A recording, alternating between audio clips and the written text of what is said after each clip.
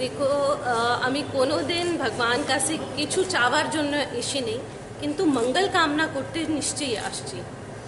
আজকে কালকে আমি আর আমার হাজব্যান্ড নেগেটিভ হয়েছেন। আমরা আপনার সবার আশীর্বাদে, ত্রিপুরাবাসীর আশীর্বাদে এই আমরা এটা খুব ভালো করে উঠেছি। আবার আজকে কিন্তু কালকেই আমরা ভালো হয়েছি, তো একদিকে জানছি যে আমার দোনো ছেলে মেয়ে উনি পজিটিভ হয়েছেন, উঠেছেন দিল্লিতে।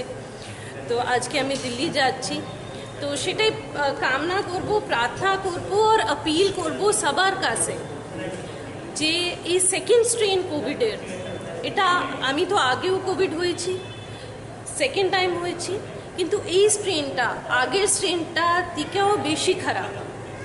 আপনার বডিটা একবারে উইক করে দেবে। নিশ্চয়ই মর্টালিটি রেট বেশি না, কিন্তু মোবালিটি রেট মানে এটা তাড়াতাড়ি ফেলে। তো কারোর দেখে আমরা মাস্ক করবো না বা ব্যবহার করবো না, এইভাবে চলবেন না।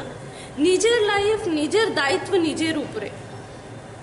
তো মাস্ক পরে চলবেন, যত কোভিডের প্রোটোকল আছে এটা মানে চলবেন।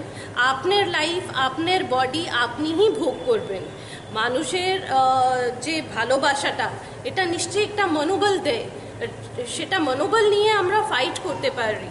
কিন্তু নিজের জন্য নিজে লাভ করে আমরা বাড়ির যত মানুষ আছে ওনাকে সুস্থ রাখতে গেলে আমি সবাই কাছে, ত্রিপুরাবাসী কাছে আপিল করব হাত জোড় করে যে মাস্ক পরবেন, কোভিডের যত প্রোটোকল এটা মানেন। এই সেকেন্ড স্ট্রেন প্রথম স্ট্রেন থেকে বেশি একটু খারাপ, সেটাই বলবো। আর আপনার সবাইকেও ধন্যবাদ বলবো যে আপনি সবই, আমি দেখেছি টিভিতে রেগুলার আপনি আমরার জন্য খুব আপডেট দিয়েছেন, মঙ্গল কামনা করেছেন।